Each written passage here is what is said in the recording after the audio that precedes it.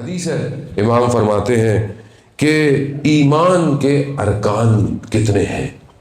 اور ہم سب ایمان والے ہیں. قرآن بھی کئی جگہ کہہ رہا ہے یا ایھا الذین آمنوا، اے وہ لوگ جو ایمان لے کر آئے. خدا ایمان والوں کو الگ سے مخاطب کر رہا ہے. کہتے ہیں کہ ایمان کے ارکان جو ہیں وہ 4 ہیں. امام فرماتے ہیں پہلا توکل بر خدا، خدا پر توکل رکھنا. یعنی کیا؟ یعنی ہر معاملے میں میری وکالت خدا کے پاس ہو. آپ دنیا میں دیکھیں، آپ بولیں جی میری کمپنی ہے، میرا کیس ہے، میرا وکیل بہت سٹرونگ ہے. دنیا آج فخر کرتی ہے نا، مہنگے سے مہنگا وکیل لے. کیوں لے؟ کیونکہ یہ میری وکالت کرے گا. اور جو وکالت صحیح کرے گا، آپ پیسہ خرچ کرتے ہیں اور آپ کو بڑا گھمنڈ ہوتا ہے کہ میرا وکیل سٹرونگ ہے، آپ کیس جیت جائیں گے. اور جس کا وکیل خدا ہو اسے دنیا میں کون ہرا سکتا ہے؟ توکل خدا کے صرف. ہاں اب آپ یہ نہ بولیں کہ مطلب میں خدا پہ توکل کروں تو میں نہ کام کروں، نہ نکلوں، نہ گھر سے نکلوں.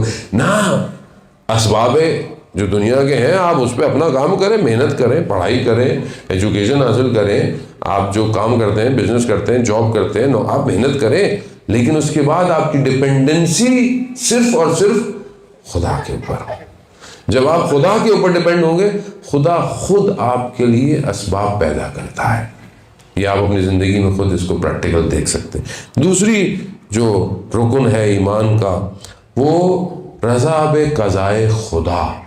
یعنی خدا نے جو آپ کی تقدیر پہ لکھ لیا ہے اس پہ راضی ہو جائے. خود ایک اور حدیث ہے امام کی، امام فرماتے ہیں کہ پروردگار یہ کہتا ہے کہ اگر تم میرے کم دیے ہوئے پر راضی ہو جاؤ تو میں تمہارے کم عمل کو قبول کر لوں گا. اگر جو خدا نے دیا ہے میں کہوں خدا تیرا شکر ہے جو تو نے مجھے دیا، میں راضی ہوں، تو خدا کہتا ہے کہ میں تمہارا کم عمل بھی قبول کر دوں گا. خدا نے انسان میں جو ہے وہ بہرحال انسان کو رضایت ہونی چاہیے، راضی ہوں. انسان کی زندگی میں شارٹ کمنگز ہیں، مشکلات ہیں، لیکن جب خدا کو پکاریں تو پہلے اسے جو دیا ہوا اس کا شکر کریں. یعنی یہ آپ اللہ تو نے دیا مجھے، یہ دیا تو نے، یہ دیا مجھے، یہ اتنا دیا. پروردگار تھوڑا سا ہی تو رہ گیا ہے، یہ بھی دے دے. اتنا کچھ دیا ہے، تیرے خزانوں میں کہاں کسی چیز کی کمی ہے پروردگار. خوب یہ طریقہ آپ دیکھیں نا، بعض بچے بڑے اسمارٹ ہوتے ہیں، پہلے آگے پیچھے گھومیں گے، یوں کریں گے، یہ کام وہ کام. آپ کو پتہ چل جاتا ہے کہ آج کوئی ڈیمانڈ آنے والی ہے، تو کوئی نہ کوئی چیز جو ہے وہ بچہ بھی جانتا ہے کتنا اسمارٹ ہے. ہم بھی بچے بن جائیں خدا کی بارگاہ میں. خدا کہتا ہے گڑ گڑاؤ، سجدے کرو، نمازیں پڑھو، حلال کرو، کوئی مسئلہ نہیں ہے. خدا سے مانگو، خود 70 گنا ماں سے زیادہ محبت کرنے والا ہے. یہ بھی بتانے کے لیے ہے، ورنہ خدا کی محبت کو کوئی کاؤنٹ کر سکتا ہے؟ نہیں کر سکتا ہے. جانے محترم، پھر تیسرا رکن جو ہے وہ یہ ہے کہ تسلیم بے امر خدا. جو خدا نے حکم دیا ہے اس پہ تسلیم ہو جاؤ. یعنی بس آگے چون چرا نہیں ہے. نماز واجب ہے، واجب ہے. روزہ واجب ہے، واجب ہے. حجاب واجب ہے، واجب ہے. خمس واجب ہے. اگر خدا کو نہیں مانتے چلو پھر مسئلہ الگ ہے، لیکن جب مان لیا تو پھر واجب ہے، پھر چون چرا نہیں ہونی چاہیے. یہ ایمان کے رکن ہے. یہ چیزیں ہوں گی تو پھر ایمان مضبوط ہے، ورنہ ایمان کی بلڈنگ ہلتی رہے گی. چوتھا اور آخری رکن ایمان کا کہ اپنے سارے کاموں کو خدا پہ چھوڑ دو. اپنے سارے کاموں کو خدا پہ چھوڑ دو کہ پروردگار تو بہتر جانتا ہے، تو بہتر کرنے والا ہے. اگر آپ کے پاس کوئی اچھا مینیجر ہوتا ہے تو آپ کیا کہتے ہو؟ ریلیکس، کہ بھائی میرے کاموں کو مینیج، میرا اچھا مینیجر ہے، میرے سارے کاموں کو اچھا مینیج کرے گا.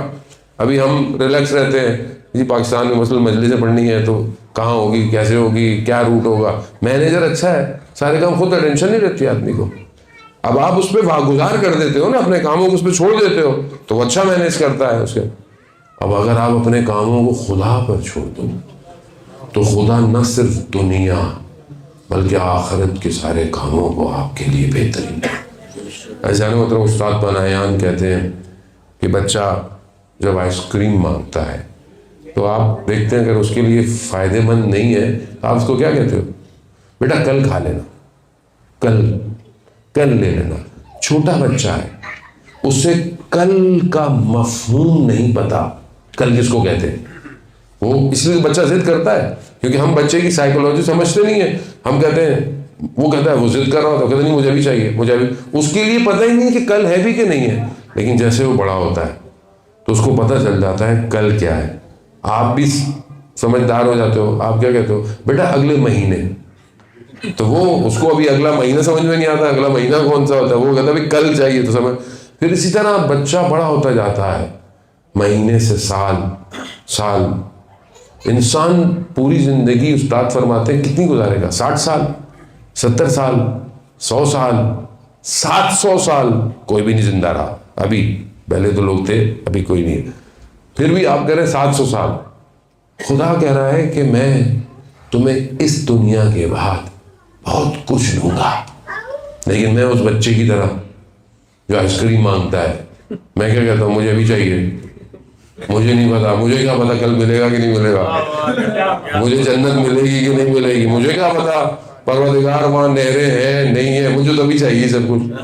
جوان کہتے ہیں مولانا صاحب اوریں کیسی ہوں گی؟ اوریں بھائی وہ سب ادھر میں رہے گا، ادھر ہمیں کیا پتا کیسے ہوگا، لیکن ہمیں بس جلدی ہے، ہمیں سب کچھ یہی چاہیے۔ اجزان محترم، 100 سال، 70 سال، 700 سال، 700 ایئرس مائنس کتنے سال؟